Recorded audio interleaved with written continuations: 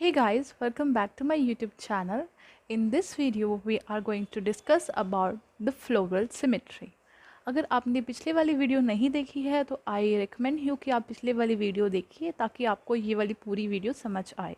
और अगर आपका बेस काफ़ी अच्छा है तो I think that you can easily understand this video as well. तो चलिए स्टार्ट करते हैं। फ्लोरल सिमेट्री होती क्या है? तो देखिए, जो shape, size and arrangement of floral parts around the axis of a flower is called as floral symmetry. कि यहाँ पर हम एक एक्सिस ऑफ फ्लावर की बात कर रहे हैं। ये कौन सी एक्सिस है? This is the mother axis. Mother axis वो एक्सिस होती है जो ब्रांच है। तो जिस ब्रांच से हमारा फ्लावर अटैच है उसे हम कहते हैं मदर एक्सिस। तो जो अरेंजमेंट होती है फ्लोरल पार्ट्स की उस मदर एक्सिस के around that is known as floral symmetry. अब मदर एक्सिस की दो पोजीशंस को हम कैसे स्पेसिफाई करते हैं? एक होती है एंटीरियर पोजीशन, एक होती है पोस्टीरियर पोजीशन।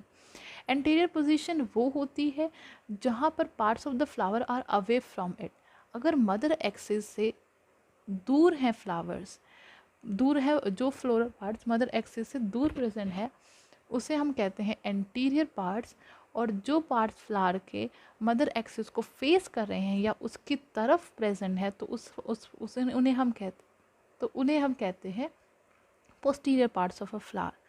तो चलिए अब हम आगे बढ़ते हैं। डिफरेंट बेसिस पे फ्लोरल सिमेट्री के डिफरेंट बेसिस पे हमें डिफरेंट टर्म्स जो हैं दी गई हैं किस तरीके से हम एक फ्लावर को डिफाइन कर सकते हैं।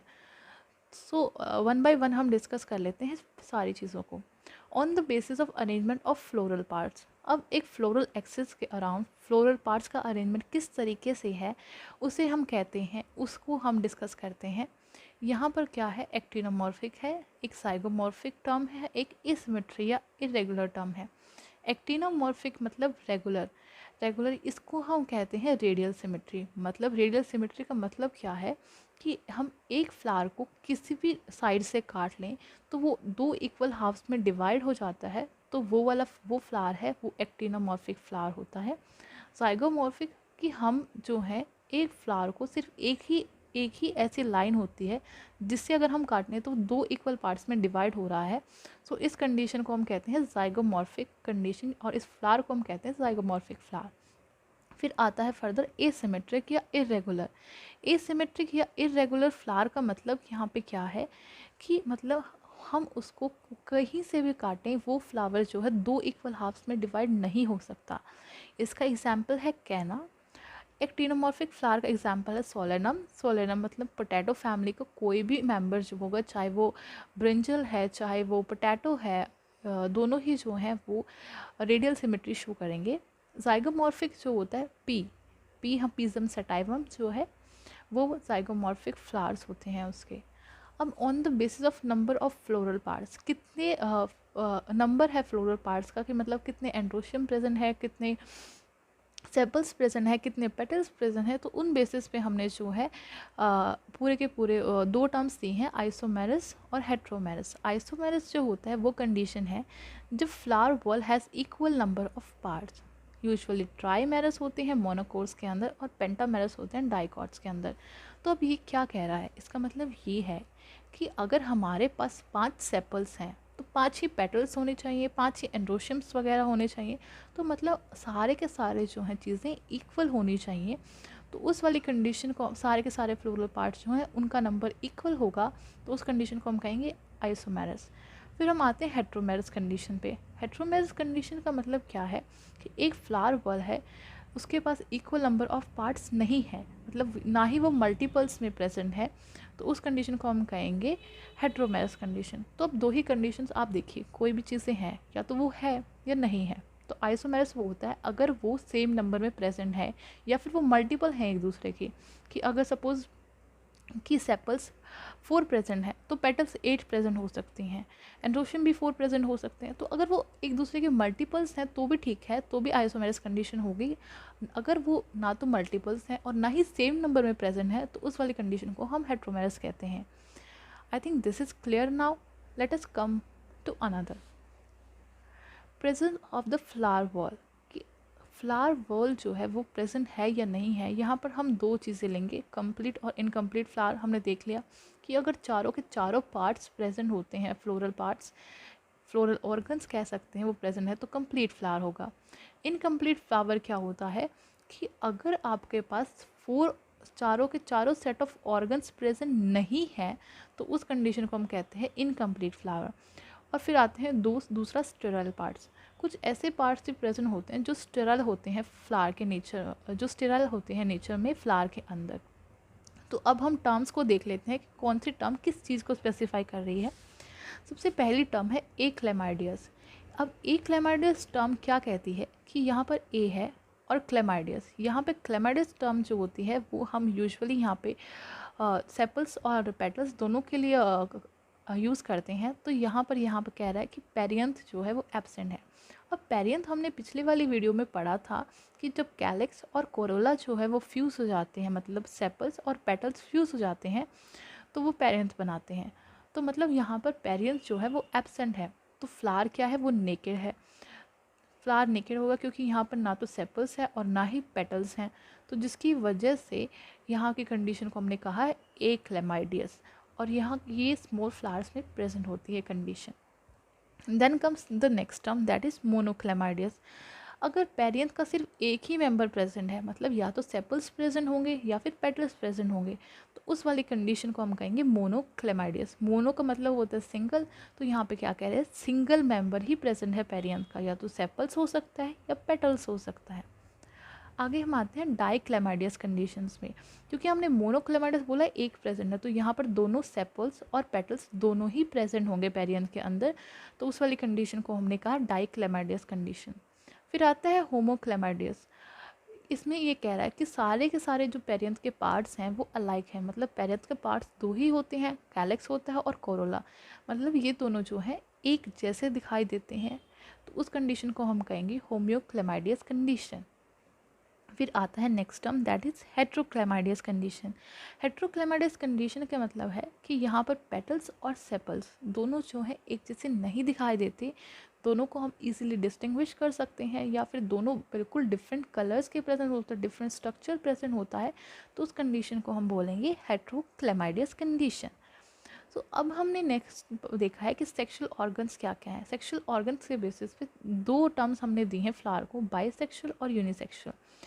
बाइसेक्सुअल का मतलब है जब दोनों एंड्रोशियम मतलब मेल रिप्रोडक्टिव पार्ट और पिस्टिल मतलब फीमेल रिप्रोडक्टिव पार्ट दोनों के दोनों ही प्रेजेंट है, तो उस कंडीशन को हम कहेंगे बाइसेक्सुअल कंडीशन।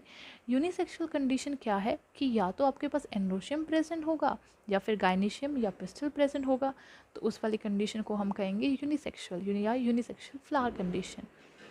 सो अब आपके देखें हमने कि फ्लोरल एक्सिस के बेसिस पे हमने बहुत सारे टर्म्स फिर से दी हैं। सो अब हम इनको वन बाय वन पढ़ लेते हैं। तो सबसे पहले हम फ्लोरल एक्सिस को हम डिफ़ाइन कर चुके हैं कि एक फ्लोरल एक्सिस क्या होती है। जिस ब्रांच से फ्लावर अटैच होता है उस एक्सिस को हम कहते हैं मदर एक्सिस, और उसी एक्सिस के अराउंड उसी को एक्सिस को हम फ्लोरल एक्सिस भी कह देते हैं। यूजुअली जो है फ्लोरल एक्सिस जो है वो कंडेंस होती है, जिसकी वजह से सारे के सारे फ्लोरल पार्ट्स जो हैं एक दूसरे के क्लोज आ जाते हैं। लेकिन कई बार क्या होता है कि फ्लोरल एक्सिस जो होती है उसके बीच में से कुछ पार्ट्स जो है वो इलोंगेट हो जाते हैं। उन्हीं पार्ट्स को हम यहाँ पर डिस्कस कर रहे हैं, उन्हीं कंडीशंस को हम डिस्कस कर रहे हैं। तो सबसे पहले कंडीशन क्या है, एंथोफोर। एंथोफोर क्या होता है, ये एक इलोंगेटेड एक्सिस है between the calyx and Corolla. Calyx क्या है हमारे पास सेपल्स, कोरोला क्या है पेटल्स, और इसका एग्जाम्पल हम क्या लिखेंगे, सिलेनी सेक्सीफ्लोरा। तो एंथोफोर जो हमने क्या बोला कि जब कैलिक्स और कोरोला मतलब सेपल्स और पेटल्स के बीच में से एक एक्सिस निकल कर अराइज हो रही है, तो उस कंडीशन को हमने बोला एंथोफोर कंडीशन। अब आते हैं हम एंड्रोफोर। अगर इलोंगेटेड एक्सिस प्रेजेंट है कोरोला और एंड्रोशियम के बीच में, कोरोला क्या है पेटल और एंड्रोशियम क्या है मेल रिप्रोडक्टिव पार्ट, तो इन दोनों के बीच में अगर इलोंगेटेड एक्सिस प्रेजेंट है तो उस कंडीशन को उस इलोंगेटेड एक्सिस को हम कहेंगे एंड्रोफोर कंडीशन, एंड्रोफोर एक्सिस। इसके एग्जाम्पल क्या है, पैशन फ्लावर। सो एंड्रोफोर और गायनोफोर के एग्जाम्पल्स काफ़ी बार क्वेश्चंस में आ जाते हैं तो आपको ये दोनों बिल्कुल अच्छे से याद रखने हैं। गायनोफोर क्या होता है कि इलोंगेटेड एक्सिस जब प्रेजेंट होती है एंड्रोशियम और गायनीशियम के बीच में, तो एंड्रोशियम क्या है, मेल रिप्रोडक्टिव पार्ट, एंड गायनीशियम क्या है, फीमेल रिप्रोडक्टिव पार्ट। जब इन दोनों के बीच में हमारे पास एक इलोंगेटेड एक्सिस प्रेजेंट है, एक बीच में से एक एक्सिस अराइज हो रही है, उससे हम कहते हैं गायनोफोर कंडीशन, गायनोफोर एक्सिस। एग्जाम्पल क्या है, क्लियोम एंड बहुनिया। फिर जो नेक्स्ट टर्म है वो है एंड्रोगाइनोफोर। एंड्रोगाइनोफोर जो होता है, अगर गाइनोफोर हमारा एंड्रोफोर से एसोसिएटेड है या उसके साथ अटैच है या फिर कुछ ना कुछ उन दोनों के बीच में कनेक्शन है, कोई एक दूसरे के साथ वो अटैच हैं, तो उस कंडीशन को हम कहेंगे, इसके एग्जाम्पल क्या है, इसके एग्जाम्पल क्या है, क्लियोम गाइनेंड्रा। और इस कंडीशन को, इस एक्सिस को हम कहेंगे एंड्रो, इस कंडीशन को हम कहेंगे एंड्रोगाइनोफोर। मतलब ये दो वर्ड से बना हुआ है, एंड्रोफोर और गाइनोफोर से इन्होंने बोला एंड्रोगाइनोफोर। सो अब आते हैं नेक्स्ट, अटैचमेंट ऑफ फ्लावर के बेसिस पे 3 टर्म्स दी गई हैं, पेडिसिलेट, सबसेसाइल एंड सेसाइल। पेडिसिलेट का मतलब क्या है कि यहाँ पे लॉन्ग स्टॉक और पेडिसल प्रेजेंट है, कि जैसा कि हमने पिछले वाली वीडियो में पढ़ा था कि जिस स्टॉक से फ्लावर अटैच होता है उसको हम कहते हैं पेडिसल। तो अगर वो वाला स्टॉक जो है काफ़ी ज़्यादा बड़ा है, स्ट्रक्चर में काफ़ी ज़्यादा लंबा है वो, तो उसे हम कहेंगे पेडिसिलेट फ्लावर। सबसेसाइल फ्लावर क्या होता है, जब पेडिसल हमारा काफ़ी ज़्यादा छोटा हो जाता है तो उसे हम कहेंगे सबसेसाइल कंडीशन, और अगर पेडिसल बिल्कुल एब्सेंट ही हो जाता है तो इसे हम कहेंगे सेसाइल कंडीशन। अब यहाँ पे सेसाइल वर्ड आया कहाँ से, अगर आप देखिए कि यहाँ पर पेडिसल प्रेजेंट ही नहीं है तो उस वाले फ्लावर का मूवमेंट जो है विंड के थ्रू वो ऑलमोस्ट नेग्लिजिबल हो जाएगा, क्योंकि पेडिसल जो होता है वो फ्लेक्सिबिलिटी प्रोवाइड करता है कि वो विंड में इधर से उधर जो है मूव कर सकते हैं। अगर आप देखिए कि आप इमेजिन कीजिए कि आपके पास एक ये हमारे पास एक फ्लावर कंडीशन और यहाँ से एक इस तरीके से एक एक्सिस के थ्रू आपके पास फ्लावर यहाँ पर अटैच्ड है, तो जैसे ही विंड चलेगी तो वो पेडिसल जो है इधर उधर मूव कर सकते हैं, वो उसे मोबिलिटी प्रोवाइड कर रहा है। पेडिसल जो है क्या कर रहा है, मोबिलिटी प्रोवाइड कर रहा है। तो इसकी वजह से हम कह सकते हैं कि अगर पेडिसल एब्सेंट हो गया तो उसकी मोबिलिटी फ्लावर की बिल्कुल ज़ीरो हो जाएगी। तो इसलिए हम कह सकते हैं ये यहाँ पर इसे हम कहेंगे सेसाइल कंडीशन और sessile flower condition. So this was all about the video guys. अगर आपको वीडियो अच्छी लगी हो तो लाइक कीजिए, कमेंट कीजिए, सब्सक्राइब कीजिए मेरे यूट्यूब चैनल को। और अगर आपको कोई भी डाउट है पूरी वीडियो में तो आप कमेंट में पूछ सकते हैं। I will try to answer all the questions. So next video, thank you guys. Hey guys,